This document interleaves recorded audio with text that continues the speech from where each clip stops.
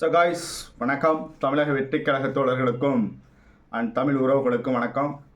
So நீண்ட இடைவெளி ஆயிடுச்சு நான் வீடியோ போட்டு. ஸோ இன்றைக்கி வீடியோ போடுறேன். என்ன காரணம் அப்படின்னு பார்த்தீங்கன்னா, ஸோ நிறைய சோஷியல் மீடியாலாம் பார்க்கும்போது என்னடா இது எப்படியாவது இவங்களை வந்து நமக்கு பதில் சொல்லியே ஆகணும். ஏன் அப்படின்னா அந்தளவுக்கு வந்து நம்ம தமிழக வெற்றிக் கழகத்தை பற்றியும் நம்ம தளபதி அவர்கள் பற்றியும் வந்து விமர்சனங்களை அள்ளி கொட்டிகிட்டு இருக்காங்க, அவதூறுகளை வீசிக்கிட்டு இருக்காங்க. ஸோ பட் ஆனால் நம்ம சைட்லேருந்து வந்து மோஸ்ட்லி நம்ம தளபதி சொன்ன மாதிரி யாருமே வந்து அந்த விமர்சனங்களுக்கெல்லாம் பதில் சொல்லாமல் நம்ம வந்து சொல்லல் இல்லாமல் செயலில் மட்டும்தான் செய்கிறோம். ஸோ செயல் தான் செய்கிறோம். அங்கங்கே வந்து பார்த்திங்க அப்படின்னா தளபதியோடைய தொண்டர்களாக இருக்கட்டும், தளபதியோட தோழர்களாக இருக்கட்டும், இவங்கெல்லாம் என்ன பண்ணுறாங்க அப்படின்னா மக்களுக்கு எங்கெங்கெல்லாம் வந்து மக்கள் கஷ்டப்படுறாங்களோ அவங்கள போய்ட்டு நேரில் பார்த்து அவங்களுக்கு என்ன உதவி செய்யணுமோ அது செய்கிறாங்க. நலத்திட்ட உதவிகள் நிறைய வழங்கிட்டு இருக்காங்க. ஸோ இதெல்லாம் நிறைய விஷயம் நம்ம ஒரு பக்கம் பண்ணிக்கிட்டே இருக்கோம். பட் ஆனால் நமக்கு தெரியாமையே நமக்கு நிறைய வந்து எப்படியாவது நம்ம பேரை வந்து டேமேஜ் பண்ணணும் அப்படின்னு சொல்லிட்டு ஒரு சில அப்படியே திமுகவாக இருக்கட்டும், அதுக்கப்புறம் அந்த நாம் தமிழர் கட்சியாக இருக்கட்டும், ஸோ இவங்க ரெண்டு பேருமே வந்து பார்த்திங்க அப்படின்னா இப்போ வந்து நம்ம மேலே வந்து ரொம்ப ஒரு அவதூறுகளை எப்படியாவது அள்ளி வீசணும் அப்படின்னு சொல்லிட்டு ரொம்ப கங்கணம் கட்டிட்டு திரியிறாங்க. அதெல்லாம் வந்து சோசியல் மீடியாவில் பார்க்க முடியுது. ஓகே, ஸோ நம்ம தளபதி அவர்கள் வந்து 2 நாளைக்கு முன்னாடி வந்து ஸோ ரமலான் நோன்பு திறக்கிற நிகழ்ச்சி தமிழக வெற்றிக் கழகம் சார்பில் வந்து ஏற்பாடு பண்ணியிருந்தாங்க. ஸோ அதெல்லாம் பார்க்கும்போது பயங்கரமாக இருந்துச்சு. கிட்டத்தட்ட அந்த நோம்பிற்கு மட்டுமே வந்து 3000 பேர் வந்து அழைப்பிதழ் கொடுத்துருந்தாகவும், ஆனால் 3000க்கு மேலே வந்து தொண்டர்கள் அண்ட் ரசிகர்கள் இவங்கெல்லாம் வந்து நிறைய பேர் வந்ததுனால கொஞ்சம் வந்து எப்படி சொல்கிறது, சிறப்பாக தான் நடந்துச்சு. பட் ஆனால் கொஞ்சம் கூட்டங்கள்லாம் அதிகமாக வந்துச்சு. அது இல்லாமல் ஒட்டுமொத்த மீடியாவுமே வந்து இதுவரையும் வந்து ஒரு நோன்பு நிகழ்ச்சியை வந்து இந்த அளவுக்கு ஃபோக்கஸ் பண்ணி காட்டியிருக்குமா அப்படின்னா கிடையாது. தளபதி அவர்கள் நோன்பு திறக்கிறார், அதுவும் வந்து அரசியல் கட்சி தொடங்கினதுக்கு அப்புறம் வந்து இந்த நோன்பு எடுக்கிறார். அப்படிங்கும்போது ஒட்டுமொத்த மீடியாவும் சோசியல் மீடியாவும் ஸோ யூடியூப்புமே எல்லாமே வந்து பார்த்திங்க அப்படின்னா ஸோ இதை தான் வந்து பயங்கரமாக காட்டிக்கிட்டு இருந்தாங்க. ஸோ இது வந்து அந்த எப்படி சொல்கிறது, அந்த முஸ்லீம் மக்கள் மத்தியிலே வந்து மிகப்பெரிய ஒரு வரவேற்பு பட்டுச்சு. ஸோ பரவாயில்ல, தளபதி அவர்கள் வந்து உண்மையாக இருக்கார், நம்ம வந்து கண்டிப்பாக அவரை நம்பலாம், நம்பி அவருக்கு ஓட்டு போடலாம் அப்படிங்கிற அந்த ஒரு எண்ணத்தை ஏற்படுச்சு. ஏன் அப்படின்னா ஸோ மற்ற கட்சி தலைவர்கள் போல் அவர் வந்து தனக்குன்னு ஒரு மேடை அமைச்சிக்கிட்டு அந்த மேடையில் உட்காந்து நோன்பு இருந்துட்டு கிளம்பாமல் அவர் வந்து அதுக்கான என்னென்ன இதெல்லாம் பண்ணணுமோ முன்னாடியே வந்து அங்கேயே வந்து அந்த துவாலாம் ஓதிட்டு அதுக்கப்புறம் வந்து ஸோ இதுமாரி ப்ரொசீஜர்லாம் இருக்கலாம், அது எல்லாமே ஃபாலோ பண்ணிவிட்டு அதுபோல் மக்களோட மக்களாக அதை தரையிலே அமர்ந்து அவருமே வந்து நோன்பு எடுத்தார். ஸோ இது வந்து எல்லாமே வந்து பார்க்கும்போது ரொம்ப ஒரு எப்படி சொல்கிறது சிறப்பாகவே இருந்துச்சு.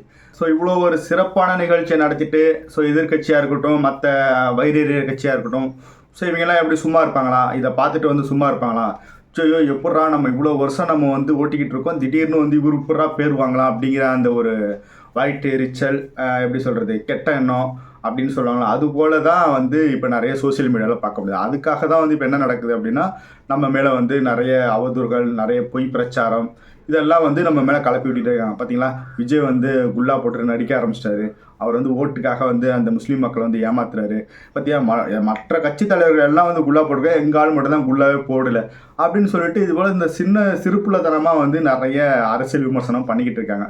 ஸோ இதற்கெல்லாம் நம்ம வந்து எப்படி சொல்கிறது, சரி இவங்க கத்திட்டு கிடக்கட்டும், இவங்க எப்படியோ 13 வருஷமாக கற்றுன்னு கத்திக்கிட்டு தான் கிடக்குறாங்க, ஆனால் வந்து இன்னமும் டெபாசிட் வாங்கலை அப்படின்னு சொல்லிட்டு பார்த்தாலுமே அவங்க பேசுகிறத விட்டுடலாமா அப்படின்னா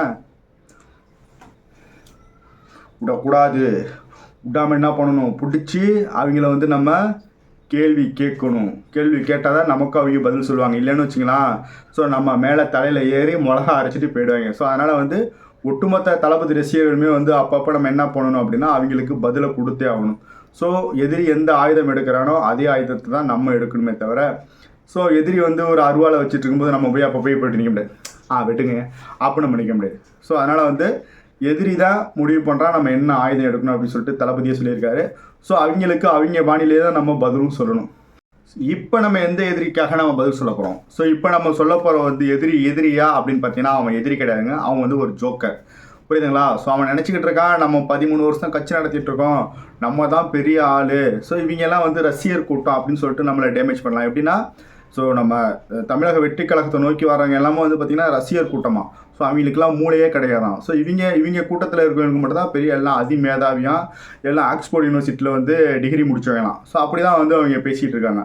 ஸோ எந்த அளவுக்கு வந்து நம்ம கட்சியில் வந்து ஒரு தோழர்கள் வராங்களோ தொண்டர்கள் வராங்களோ அவங்கள வந்து டேமேஜ் பண்ணுறதுக்காக இவங்கெல்லாம் வந்து யூஸ் பண்ணுற ஒரு வார்த்தை வந்து எல்லாம் ரசிக கூட்டம், ரசிக குஞ்சு அப்படின்னு சொல்லிட்டு ஒரு சில எப்படி சொல்கிறது தற்கூரி முண்டங்கள், இந்த மாமா வேலை பார்க்குற சில நாய்கள் வந்து தான் இந்த வேலையெல்லாம் பண்ணிக்கிட்டு இருக்கு. ஸோ அதில் ஒரு நாய் தான் வந்து இந்த சாட்டை துரைமுருகன். ஓகேங்களா? ஸோ சாட்டை துரைமுருகனாக இருக்கட்டும், அந்த கட்சியில் உள்ள இடுமான கார்த்தியாக இருக்கட்டும், ஸோ இவங்க என்ன பண்ணுறாங்க அப்படின்னா ஒட்டுமொத்தமாக வந்து நம்ம தமிழக வெற்றி கழகம் அப்படிங்கிற ஒரு கட்சி ஆரம்பித்ததுக்கப்புறம் அவங்க கட்சிக்கு வேலை பார்க்குறதே மறந்துட்டாங்க. ஸோ அவங்க கட்சியில் வந்து கூட்டம் போடுறாங்களோ இல்லை வந்து வீடாக செஞ்சு பிரச்சாரம் பண்ணுறாங்களோ அதை பற்றி எதுவுமே பேசுறதே கிடையாது.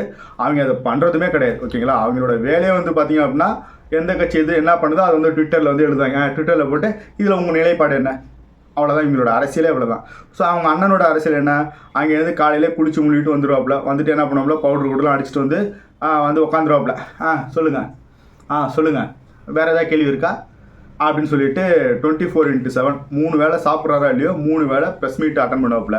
ஸோ இப்படி தான் வந்து அவரும் கட்சி வளர்த்துக்கிட்டு இருக்காரு. இப்படி தான் அவங்க கட்சியுமே வந்து கிட்டத்தட்ட ஒரு 13 வருஷமாக வந்து வளர்ந்துக்கிட்டு இருக்கு. ஸோ மக்கள் பிரச்சனையில் உண்மையாக நேர்மையாக நின்றுருந்தா அப்படின்னா கண்டிப்பாக அவருக்கான ஒரு அங்கீகாரம் கிடச்சிருக்கும். அவர் வந்து அவர் கட்சியில் உள்ள மற்றவங்க ஜெயிக்கிறாங்களோ இல்லையோ அவராவது ஒரு எம்எல்ஏ ஜெயிச்சு சட்டசபையில் போய் பேசுகிறதுக்கான ஒரு வாய்ப்பு கிடச்சிருக்கும். ஸோ அவங்களோட நோக்கம் வந்து சட்டசபை போகிறதோ அப்படிலாம் கிடையாது. அவங்களோட நோக்கம் வந்து எப்படின்னா தனக்கான ஒரு ஓட் பேங்கை வாங்கி வச்சுக்கிட்டு அந்த ஓட் பேங்கை வச்சுக்கிட்டு எப்படி சொல்கிறது ரேட்டு பேசுகிறது. ஸோ அவர் சொல்கிறால ரேட்டு பேசுகிறது இல்லை அப்படின்னு சொல்லிட்டு, ஆனால் அவங்களோட வேலையை வந்து ரேட்டு பேசுகிறது. அதுக்கப்புறம் வந்து பார்த்திங்க அப்படின்னா திரள் நிதி, வெளிநாட்டில் இருக்கிற அந்த தமிழர்கள், அதுக்கப்புறம் அந்த இலங்கை தமிழர்களை வச்சு வந்து அவங்கள்ட்ட வந்து திரள் நிதி திரட்டி ஸோ அதில் வந்து சொகுசு வாழ்க்கை வாழணும். இதுதான் அவங்களுடைய அஜெண்டாவே தவிர மற்றபடி நம்ம ஜெயிச்சு சட்டசபையில் போய் நமக்கு ஓட்டு போட்ட மக்களுக்காக ஏதாவது பேசி அவங்களுக்கு ஏதாவது வாங்கி கொடுக்கணும் அப்படிலாம் கிடையாது. 24 மணி நேரமும் செய்தியாளர் சந்திப்பில் வந்து கம்பு சுற்றணும், அதுக்கு அடுத்தது திரள் பிச்சை எடுத்து சொகுசு வாழ்க்கை வாழணும். ஸோ இப்படி தான் வந்து அவங்களுடைய டார்கெட்டே இப்படி தான். ஸோ அதனால் வந்து பார்த்திங்க அப்படின்னா அவங்க வெற்றி பெறணும் அப்படிங்கிறது அதுக்காக யோசிக்க மாட்டாங்க. நம்ம கட்சியை வந்து யாராவது டேமேஜ் பண்ணக்கூடாது. ஸோ நமக்கு உளுந்த ஒரு சில எப்படி இந்த செதறின ஓட்டெலாம் வந்து இனிமேல் வந்து அவருக்கு போகாது அப்படிங்கிறது தெரிஞ்சிருச்சு. ஸோ டிஎம்கே பிடிக்காது, ஏடிஎம்கே பிடிக்காது அப்படிங்கும்போது அடுத்தது யாருக்கு போடணும் அப்படிங்கும்போது அந்த ஆப்ஷனில் வந்து நாம் தமிழர் கட்சி இருந்துச்சு. ஸோ இப்போ வந்து அந்த நாம் தமிழர் கட்சிங்கிற அந்த ஆப்ஷன் போய் இப்போ தமிழக வெற்றி கழகம் அந்த இடத்துக்கு வருது. ஸோ அதனால் வந்து அவங்களால பொறுத்துக்க முடியல. அதுக்காக வந்து என்ன பண்ணுறாங்க அப்படின்னா நம்ம கட்சியை வந்து எப்படியா டேமேஜ் பண்ணணும் அப்படிங்கிறத ஃபுல் குறிக்கோளாக இறங்கியிருக்காங்க. ஸோ அதுக்கெல்லாம் நம்ம 5 நாள் கிடையாது. அதே போல் இந்த சாட்டை துரைமுருகன் அவர்கள் சொல்கிறாரு, ஸோ தளபதி அவர்கள் வந்து அரசியல் வந்து அசிங்கப்பட்டு போயிடுவார் அப்படின்னு சொல்கிறாரு. அவனுக்கு ஒரே ஒரு வார்த்தை சொல்கிறேன், அசிங்கப்பட்டு போகிறது நாங்கள் கிடையாது, புரியுதா? நாங்கள் வெற்றியோ தோல்வியோ அடுத்தடுத்த கட்டத்தை நோக்கி நாங்கள் போய்கிட்டே இருப்போம், பயணிப்போம். அதில் எந்த மாற்று கருத்தும் கிடையாது. 13-14 வருஷமாக மக்களால் அசிங்கப்பட்டிருக்கிறது உங்கள் அண்ணன் சீமான், புரியுதா? ஸோ நீ வந்து உங்கள் அண்ணன் சீமானுக்கு டெய்லியும் புரோக்கர் வேலை பார்க்குற ஒரு ஆள். ஸோ கட்சியில் வந்து ஒரு மாமா வேலைக்காக நீ இருக்கிற அந்த கட்சியில். ஸோ நீலாம் வந்து தமிழக வெற்றி கழகத்தை பற்றி பேசலாமா, எங்கள் தளபதியை பற்றி பேசலாமா? ஸோ விஜயலட்சுமிக்காக மாதம் 50,000 பணம் வாங்கி கொடுத்த கயவாளினி, ஓகேவா? ஸோ நீ வந்து தமிழக வெற்றி கழகத்தை பற்றி பேசக்கூடாது. ஃபஸ்ட்டு உங்கள் அண்ணன் என்ன சொன்னார், நான் காசே கொடுக்கலைங்க, என்கிட்ட காசே கிடையாது, நான் எப்படிங்க அந்த நடிகைக்கு போய் 50,000 கொடுக்க முடியும் அப்படின்னு கேட்ட ஒரு கேவலமான ஆள் தான் உங்கள் சீமான். அதுக்கப்புறம் என்னாச்சு, கேஸ் நெருங்க ஆமாங்க காசு கேட்டாங்க நான் கொடுத்தேங்க. இந்தமாரி ஒரு மானங்கட்ட அரசியலாக நீங்கள் பண்ணிவிட்டு எங்களை வந்து அதாவது தமிழக வெற்றி கழகத்தை வந்து நீங்கள் பேசுகிறது எந்த விதத்தில் நியாயம்? ஸோ அதனால் சாட்டை துரைமுருகன் உன்னோடைய வேலையை உங்கள் அண்ணனுக்கு வந்து எந்த பொம்பளையை பிடிச்சி கொடுக்கணும், எப்படி மாமா வேலை பார்க்கணுமோ அந்த வேலையை மட்டும் பாரு. தமிழக வெற்றி கழகத்தோட வச்சுக்கிட்ட அப்படின்னா இன்னமும் நீங்கள் அசிங்கப்பட்டு தான் போவீங்களே தவிர நாங்கள் அசிங்கப்பட மாட்டோம், நாங்கள் பின்வாங்க மாட்டோம். ஸோ 2026 தேர்தலில் தெரியும் உனக்கான ஓட்டு எத்தனை % அப்படிங்கிறது. ஸோ அதனால் வந்து சாட்டை துரைமுருகன் அவர்கள் வந்து அவருடைய மாமா வேலையை மட்டும் பார்த்தா போதும், அவங்க அண்ணனுக்கு பொம்பளை பிடிச்சி கொடுக்குற வேலையை மட்டும் பார்த்தா போதுமே தவிர எங்கள் கட்சிக்கு அட்வைஸோ எங்கள் தளபதிக்கு அறிவுரையோ சொல்ல வேண்டிய அவசியம் உனக்கு கிடையாது, அந்த தகுதியும் உனக்கும் கிடையாது, உங்கள் அண்ணன் சீமானுக்கும் கிடையாது அப்படிங்கிறத இந்த வீடியோ எல்லாம் சொல்லிக்கிறேன். ஸோ மேலும் நீ தமிழக வெற்றி கழகத்தை பற்றி பேசும்போது நாங்களும் இதற்கான பதில்கள் எதிர்வினைகள் பயங்கரமாக இருக்கும். ஸோ இடுமாவனை காத்தி சொன்னார்ல பணவட்டி, நாம் தமிழர் கட்சியை பகைச்சிக்கிட்டா எதிர்வினை பயங்கரமாக இருக்கும் அப்படின்னு. ஸோ நீங்கள் சொல்லுவீங்க, நாங்கள் செய்வோம். அதனால் வந்து நீங்கள் வந்து தமிழக வெற்றி கழகத்தை பகைச்சிங்க அப்படின்னா எதிர்வினைகள் உங்களுக்கு தான் பயங்கரமாக இருக்கும். ஸோ நீங்கள் ஒரு வீடியோ போட்டிங்க அப்படின்னா அந்த வீடியோ கமெண்ட் எல்லாம் பாருங்கள், ஒட்டுமொத்தமாக தளபதி ரசிகர்கள் தான் ஆக்கிரமிச்சிருப்பாங்க. ஸோ அதனால் பி கேர்ஃபுல் சாட்டை துரைமுருகன் அவர்களே. நீங்கள் உங்களுடைய வேலை பொறுப்பான வேலை, மாமா வேலையை மட்டும் பாருங்கள் அப்படிங்கிறத இந்த வீடியோவில் சொல்கிறேன். நன்றி, வணக்கம்.